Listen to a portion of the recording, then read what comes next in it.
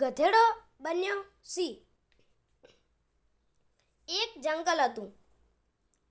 એ જંગલમાં ચિમ્પી નામનો એક ખૂબ જ આળસુ ગધેડો રહેતો.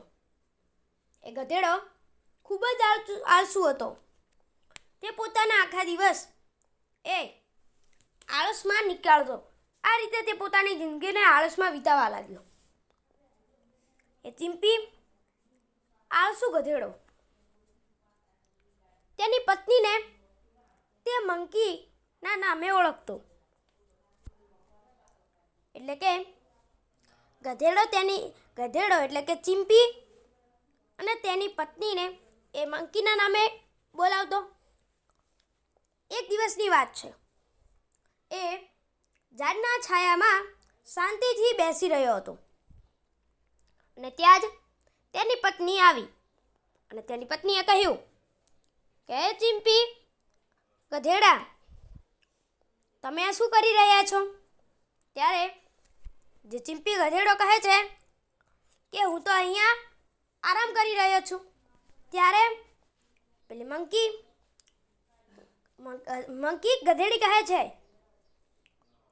કે તમને ખબર છે? એટલે ચિમ્પી કહે શું? ત્યારે મંકીએ જવાબ આપ્યો કે આખા જંગલમાં વાતો થાય છે કે તમે ગધાડા છો.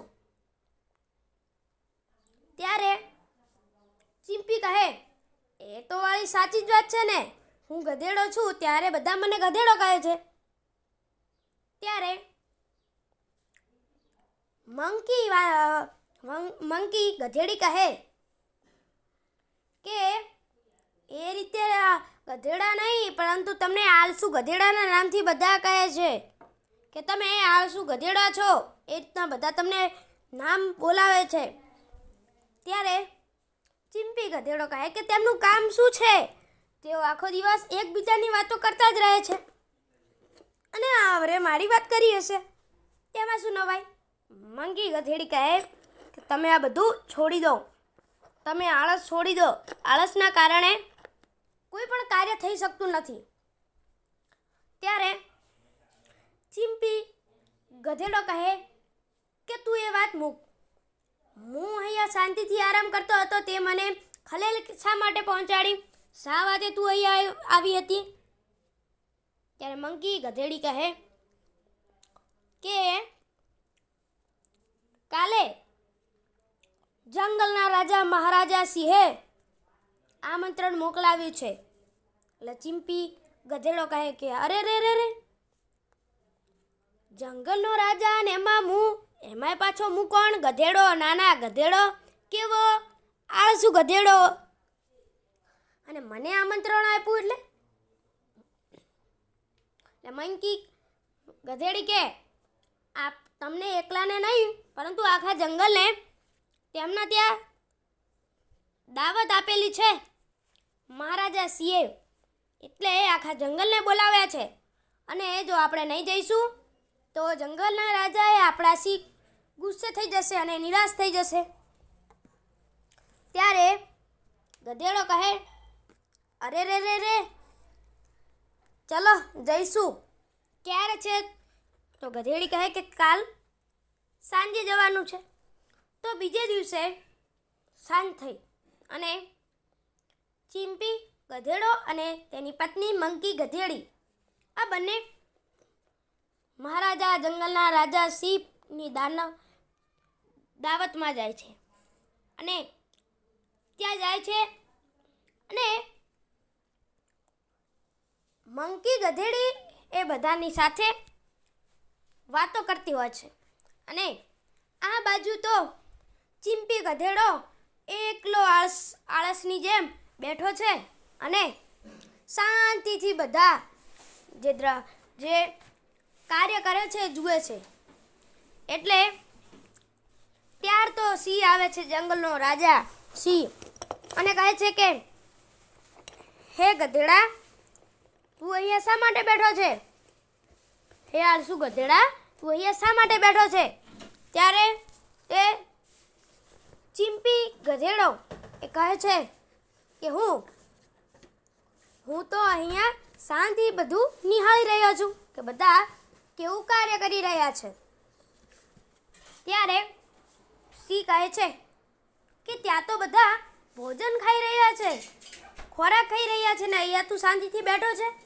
ત્યારે ચિંપી ગધેડો કહે છે કે મહારાજ, મારું શરીર આળસના કારણે ખૂબ જ અકળાઈ ગયું છે અને મને ખૂબ જ આળસ આવી રહી છે. જેથી તમે મને ખોરાક આપી શકો તો મને ખવડાવશો તો ખૂબ જ સારું રહેશે.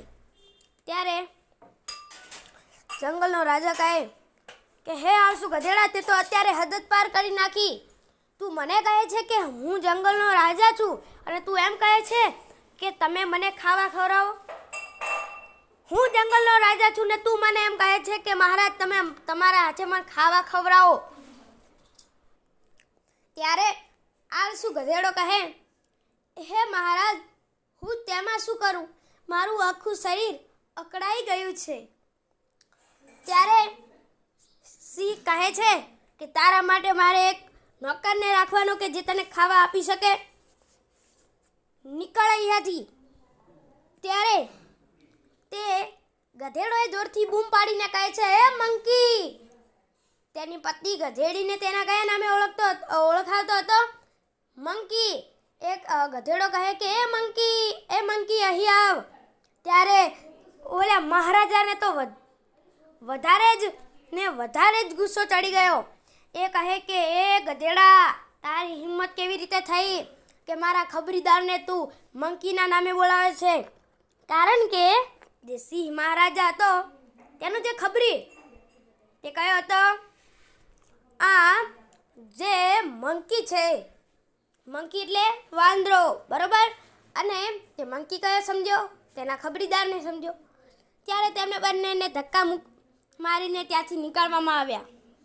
આખા જંગલમાં વાતો થઈ કે ગધેડાને અને તેની પત્નીને ત્યાંથી ધક્કા મારીને નીકાળવામાં આવ્યા. ધીરે ધીરે ધીરે ધીરે ધીરે આ વાત આખા જંગલમાં ફેલાઈ ગઈ અને આનાથી કંટાળીને જે ગધેડો હતો એ જંગલમાં ચાલ્યો ગયો અને તે શાંતિથી છાંયડા નીચે બેસવા જતો હતો અને ત્યાં તેને આગળ એક સાધુ હતો. એ સાધુ ઊભો નહોતો થઈ શકતો. ત્યારે એ ગધાડાએ તેને લાત મૂકી અને તે સાધુ હતો તે બેઠો થઈ ગયો, ઊભો થઈ ગયો. ત્યારે તે સાધુએ કહ્યું કે હે ગધેડા, તું માંગ, તારે જે માંગવું હોય તું માંગ, હું તને તે આપીશ. ત્યારે તે ગધેડો કહે છે કે મારે બીજું કાંઈ નથી જોઈતું, પરંતુ હું એક વખત જંગલનો રાજા મને બનાવી દો. ત્યારે તે સાધુ હતો ચમત્કારી. તે સાધુએ કહ્યું કે જ્યારે અત્યારથી અસલી રાજા એ બહાર જવાનો છે અને જ્યારે તે આવશે ત્યારે તું તારા અસલી રૂપ એટલે કે ગધાડામાં તું ફેરવાઈ જઈશ. સિંહ હોઈશ તો તું ગધેડામાં ફેરવાઈ જઈશ. ત્યારે ગધેડાને થયું કે હા કશો વાંધો નહીં, વરદાન આપી દીધું. તે સિંહ બની ગયો. તે ગયો જંગલમાં અને બધા પ્રાણીઓને ભેગા કરીને કીધું કે હે પ્રાણીઓ, મારી વાત સાંભળો. મંકી વાંદરાને કહ્યું કે તું મારી અત્યારથી ખોરાક માટે લાવીશ, મારો શિકાર શોધીને લાવીશ. ત્યારે વાંદરો કહે કે હે મહારાજ, તમે તો માંસાહારી છો ને હું છું શાકાહારી. તમે ખાઓ માંસ ને હું ખાઉં ફળ, કેવી રીતે બને? એટલે જંગલનો રાજા સિંહ કે કશો વાંધો નહીં, હું તો ફળે ખાઈશ ને શાકભાજીએ ખાઈશ ને બધું ખાઈશ. એટલે જંગલનો રાજાની આ વાત સાંભળીને વાંદરાને ડર આવી ગયો કે અરે રે, જંગલનો રાજા સિંહ ને એમાંય પાછી શાકભાજી ખાય. સિંહ તો માંસ ખાય, આ શાકભાજી ક્યાંથી ખાય?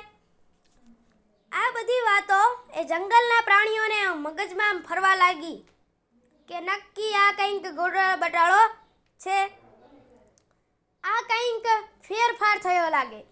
ત્યારબાદ બીજો રીંછ હતું, એને કહ્યું કે તું અત્યારથી મારા પગ દબાવવાનું કામ કરીશ. ચકલીને કહ્યું કે તું મારે અત્યારથી પવન એટલે કે હવા નાખવાનું કામ કરીશ. ચકલી કે એ મહારાજ હું કેવી રીતે કરું? એટલે સિંહ કે કેવી રીતે શું? પંખો નાખવાનો. એટલે ચકલી કે કઈ રીતે? જંગલના રાજા સિંહ કે તારે પહેલા ચાંચમાં પંખા લેવાનું પછી આમ ફરવાનો. એટલે કે ચકલી કે આ મારાથી ન થાય. ત્યારે સિંહ કે શાનું ના થાય, થાય બધું થશે, કર. એટલે આમ ધીરે ધીરે ધીરે ધીરે ધીરે દિવસો વીતવા લાગ્યા અને જે અસલી સિંહ હતો તે આવી ગયો. એટલે જંગલનો રાજા મંકી કે હે લ્યા, તું કે અહીંયા ક્યાં છે? તમે તો કે ગુફામાં હતા ને અહીંયા ક્યાં નથી નીકળ્યા? તમે ગુફામાં આરામ કરતા હતા, અહીંયા બાવળિયામાંથી ક્યાંથી નીકળ્યા? જંગલમાંથી ક્યાંથી આવ્યા? ત્યારે આખી વાત વાંદરાએ કહી કે આ રીતનો એક સિંહ આવ્યો, 2 રૂપિયો આવ્યો, અમારા પાસે આટલી મજૂરી કરાવે છે. અને એ તો જાણવા જેવી તો એ વાત છે મહારાજ કે એ તો ફળ અને શાકભાજી ખાવા માંડ્યો. સિંહ હોય તો કદાચ માંસ ખાય, પણ આ તો શાકભાજી ખાય, ફળ ખાય, બધી વાનગીઓ ખાય. એટલે કે સારું કેંડે પાછી લેવા લો. એ સિંહ બંને ભેગા થયા. એટલે જે અસલી સિંહ હતો એમનો એમ જ રહ્યો, પરંતુ જે ગધેડો હતો તેનું રૂપ ગધેડા જેવું થઈ ગયું. સિંહમાંથી તે ગધેડામાં ફેરવાઈ ગયો અને તેને મારવા જતો હતો. અસલી સિંહ તેને મારવા જતો હતો. ત્યારે તેને એક સાધુ વચમાં આવ્યો અને કહ્યું કે આને મારો નહીં, આની ભૂલ નથી, આને મારી મદદ કરીને મેં એને વરદાન આપ્યું. ત્યાં મંકી ગધેડી આવી અને ત્યાં પાછો ઓલો ગધેડો બોલ્યો કે હે મંકી, તું અહીંયા કેમ આવી? ત્યારે પાછો સિંહ ગુસ્સે થયો કે હે ગધેડા, મંકી એ મારા ખબરીદારનું નામ છે, તારે મંકીનું નામ લેવાનું નહીં. ત્યારે તે પેલા સાધુએ કહ્યું કે હવે લડશો નહીં, આને મેં વરદાન આપ્યું હતું ને આ સિંહ બન્યો છે, એટલે મહારાજા તમે આને છોડી મૂકો. અને જે જંગલનો રાજા છે એ ખૂબ જ દયાળુ હોય અને તેને જે ગધેડો અને તેને ગધેડીને છોડી મૂક્યા, એટલે કે ચીંપી અને મંકીને છોડી મૂક્યા. તો મિત્રો આ વાર્તા ઉપરથી બોધ મળે છે કે આપણે કોઈ દિવસ આળસ કરવી જોઈએ નહીં, ભલે તે કોઈ પણ કાર્ય હોય. આળસ એ ખૂબ જ બુરી બલા છે.